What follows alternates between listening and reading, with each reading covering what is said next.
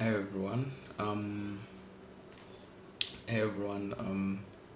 So this is a short series type thing to on how to use R. I got into R at some point, and I think it's kind of helpful to have someone close enough by that they can teach you. Um, without whenever someone is like too good and expert, that it's really hard to like relate to them on their level. So if someone is like just a couple of steps ahead of you and you're like a pure beginner at R, it's like super helpful. It's not like too complicated or whatever. It kind of has a steep learning curve, but yeah, it's pretty manageable.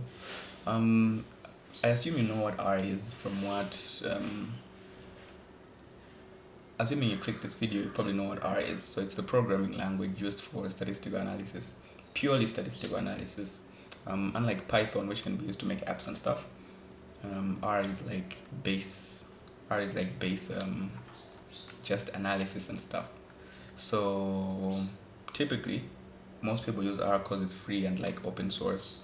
There's a lot of data analysis stuff you can do, like cleaning data, tidying it up, creating new rows, new variables, whatever it is that you want to do, making visualizations, so graphs, charts, and stuff. And there's also like a lot of help online. So there's like a really huge R community, and they'll do like this tidy Tuesday things, and like you learn a lot just through interaction with people. So whenever you're stuck, you can always like ask and stuff. So it's really helpful.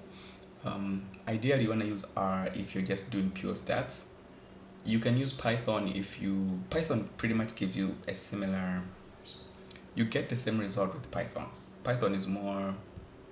I guess it's a different programming language. Plus, you can. Plus, you can. You can do more stuff with Python. You can create apps. You can do whatever you want to do in Python.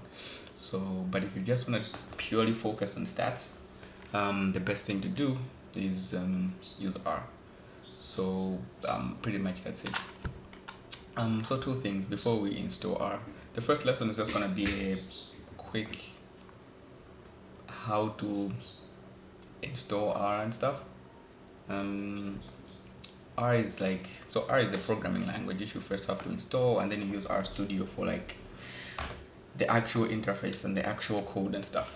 So there are two websites that we're gonna use. Well, actually one. Just gonna use postit.co, and it has the steps. So step one is for you to install R. You just click the install R thing, and it brings you here. So depending on whatever the OS, you're using is, you're gonna click where you want. I'm a Windows guy, so this is what you want to do, and then you install R. So you download R for Windows, blah blah blah blah. You just kind of follow the steps. It's not really like rocket science or anything. Same thing with R Studio. So it's about 300 MB. You just download it and you install. Depending on whatever OS you're using, you just kind of follow the steps, and you install like any other app. Anyway, that's pretty much how you install the thing.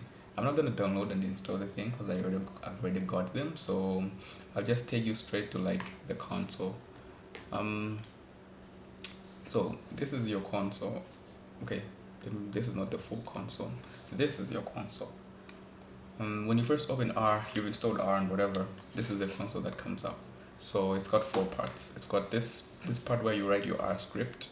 What I did was I just pressed on a new file and wrote a new script. Depending on, as you go on, we're gonna write different things. So you could use R Markdown at some point, but not really important right now.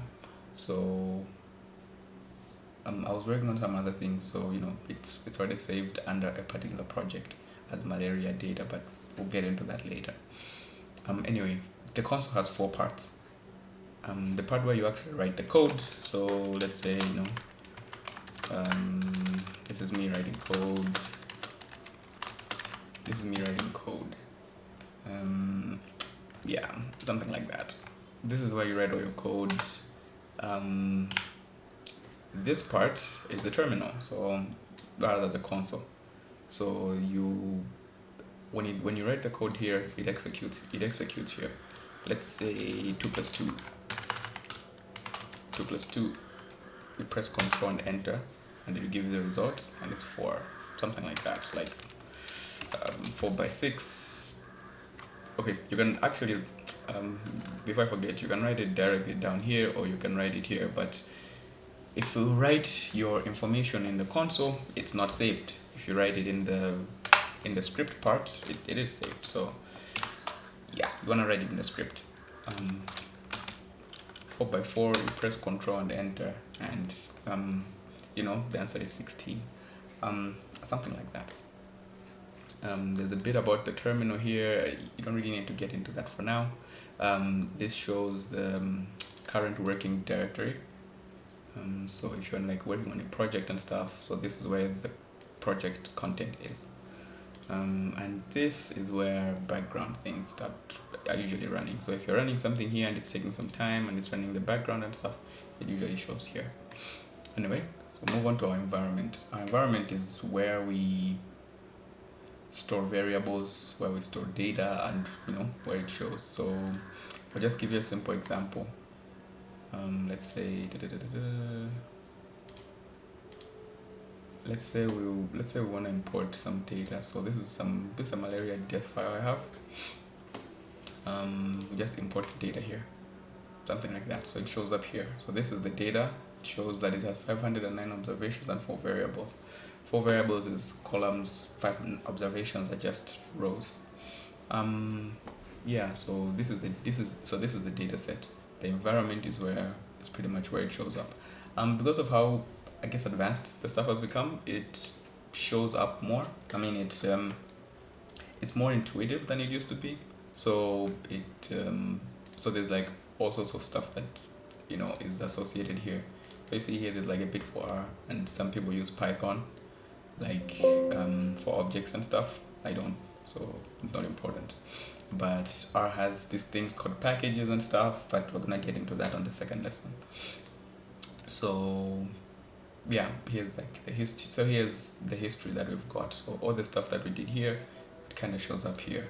We have a bit about connections, and if you want tutorials and stuff, you can always go directly here. But yeah, so pretty much this is the environment. The tab you use most here is the environment tab, because yeah, it will be super important going forward. Yeah, so the last part is this bit. I forgot what it's called though. But yeah, it shows the folders that you're in. It shows the file directories you're in. So instead of browsing directly on my file explorer, it's better to just come here, and I can still scroll through and find the information I want here. Just use R. So our graphs and plots and tables and stuff show up here, and these are our packages. So R has libraries and it has packages, and these packages, we use them for pretty much executing our code. Yeah, but we'll get into packages and stuff in the next lesson. Here you can ask for help. So let's say there's a package that you don't know what. Let's say there's a package that you want, or there's some question you have. Oh, okay, I'm searching in the wrong place. So you search here.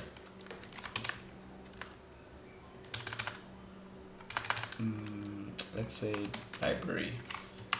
Usually search for like commands and stuff. If you have a particular command that you've seen and you don't really know what it does, you can usually search it up. You can usually search it up here. So library.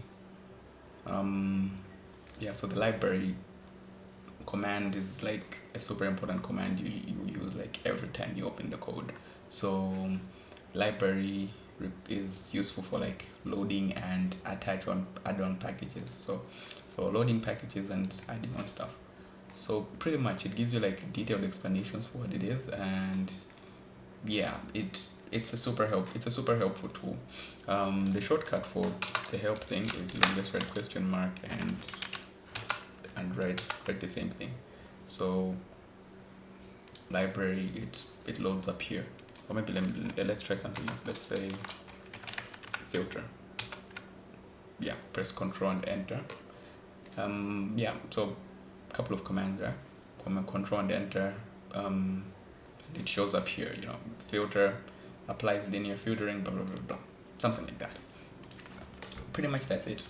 Four spaces, 4 terminals, whatever.